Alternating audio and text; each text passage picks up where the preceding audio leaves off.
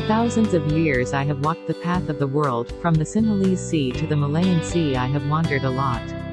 People are forever nomads. People are addicted to travel.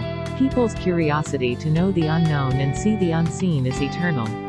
There is so much to see, know, how many secrets are hidden around this vast world. The invisible waves of the two-layered ocean of ignorance constantly call us by the hand. Our infinite interest, infinite anxiety to know that unknown. In the attraction of this misfortune, we open the closed door and go out in search of the unknown.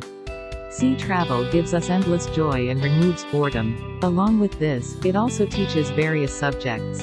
It is true that we learn geography and history in school, but that knowledge is not complete.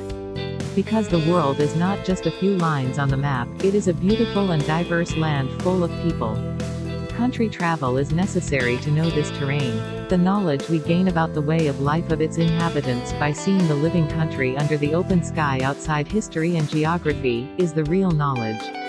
Travel expands the heart and speeds up the mind.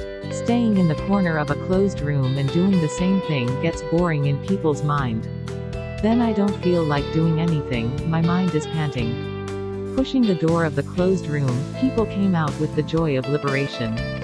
He can know his own country by traveling to pilgrimages marked by the footprints of many people, listening to unknown stories. The indescribable beauty of mountains, rivers, valleys, forests increases the expansion of human mind. Kari Beti Chalai Jiban, another name of life Chala. A life that does not know how to move is like a stagnant pool. Travel gives us speed. With the joy of this speed, people cross the hot deserts, stormy seas. Columbus risked his life for the joy of conquering an unknown country. Vasco da Gama, Columbus, Marco Polo, etc., as a result of T.